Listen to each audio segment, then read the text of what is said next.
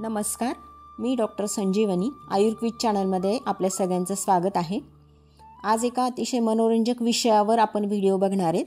आयुर्वेदानुसार प्रत्येकाची प्रकृती वेगवेगळी असते आणि ती वात, पित्त, कफ या त्रिदोषांच्या प्रमाणावर ठरत असते। आणि आज तुम्हाला तुमची प्रकृती ओळखायची, यासाठी मी तुम्हाला 5 प्रश्न देणार आहे आणि त्याचे 3 उत्तर आहेत। तर एकाच बरोबर उत्तराला टिक करायचं आहे। 2-2 उत्तरांना टिक केलं ना तर तुमची प्रकृती तुम्हाला कळणार नाही आणि बरोबर उत्तर सुद्धा प्रामाणिकपणे द्यायचं आहे। चला तर हे 5 प्रश्न कोणते आहेत हे पाहूयात। पहिला प्रश्न आहे बघा, तुमच्या शरीराचा बांधा कसा आहे, म्हणजे तुमची शरीरयष्टी कशी आहे। काही व्यक्ती ह्या बारीक आणि छोट्या असतात, म्हणजे बघा किडकिडीत आणि सडपातळ असतात। त्यांची हाडे स्पष्ट दिसतात, हातावरच्या शिरा प्रॉमिनंट असतात। अशा व्यक्ती चंचल असतात, सारख्या फिरत असतात, एका ठिकाणी बसून राहू शकत नाहीत। त्यांचं वजन कमी असतं आणि शरीरावर चरबी पण कमी असते। या व्यक्तींना आपण खूप जाड राहावं, आपलं वजन वाढावं असं वाटत असतं, पण कितीही प्रयत्न केले तरी 2-3 किलोच्या वर त्यांचं वजन काही जास्त वाढत नाही। यांनी जर थोडी जरी दगदग केली किंवा थोडा ताण जरी घेतला कुठल्या गोष्टीचा तर वजन मात्र पटकन कमी होतं। आता मध्यम बांध्याच्या व्यक्ती कशा असतात, तर त्या सुदृढ असतात आणि त्यांच्या शरीराचा आकार हा सुबक असतो। संतुलन हे यांचं वैशिष्ट्य असतं, म्हणजे वजन हे उंची योग्य प्रमाणात असते, म्हणजे शरीराची ठेवण जास्त रोडही नाही आणि जास्त जाडही नाही, असं प्रमाणबद्ध आणि समतोल असते। हात, पाय, खांदे सगळे प्रमाणात असतात, कुठेच अतिरेक दिसत नाही आणि स्नायूंची वाढ चांगली झालेली असते आणि चरबी पण जास्त प्रमाणात नसते। आता पुढच्या व्यक्तींमध्ये स्थूल, भरदार आणि जड बांधा कसा असतो, यांचे खांदे रुंद असतात, हातपाय जाड असतात आणि चेहरा भरून असतो। त्यांचं शरीर जड आणि स्थिर असतं। ही माणसे एका जागची जास्त उठत नाहीत, हालचाली यांच्या फार कमी असतात, त्यामुळे यांचं वजन सतत वाढत असतं। खूप प्रयत्न केला तर 1 ते 2 किलो यांचं वजन खूप दिवसांनी कमी होतं आणि थोडंसं रिलॅक्स झालं किंवा खाण्यामध्ये थोडंसं जरी जास्त झालं तर वजन मात्र पटकन वाढतं। तर मित्रांनो, या तिन्हीपैकी तुम्ही कोणत्या कॅटेगरीत बसता त्याला टिक करा। आणि आता पुढचा प्रश्न पाहूया, तुमची त्वचा कशी आहे, कोरडी आहे का आणि खरखरीत आहे का, त्या त्वचेवरचं बघा ते कोंडा निघाल्यासारखा निघतो का आणि तुम्हाला मॉइश्चरायझर जास्त वापरावं लागतं का। दुसरं बघा, तुमची त्वचा एकदम नाजूक आहे का, लालसर आहे का, उन्हात गेले की लगेच लाल होते का किंवा त्याच्यावर पुरळ येतात का, किंवा कुणाकुणाचं अंग बघा हात लावलं की सारखंच गरम असतं, तशी तुमची त्वचा आहे का।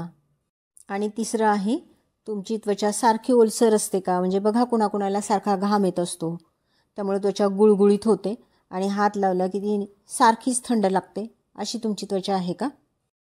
तर मित्रांनो, या तिन्हीपैकी तुमच्या त्वचेचा प्रकार कोणता आहे त्याला टिक करा। आणि आता पुढचा प्रश्न पाहूया।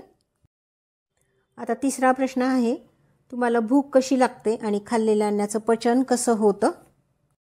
तर पहिल्या प्रकारामध्ये कधी भूक लागते तर कधी भूक लागत नाही, त्यामुळं त्यांची भूक ही अनियमित असते, त्याच्यामुळं पचन पण कधी होतं तर कधी नाही होत आणि ज्या दिवशी पचन नाही झालं की मग गॅसेस होतात आणि त्याचा त्रास त्यांना खूप होतो। आणि दुसऱ्या प्रकारामध्ये त्यांना खूप भूक लागते, अगदी वेळेला त्यांना जेवण पाहिजेच असतं, थोडा जरी उशीर झाला तर त्यांना खूप राग येतो, मग ते सारखं चिडचिड करतात, मग त्याचा पचनावर परिणाम होतो, त्यांना पित्तासारखे आजार होतात।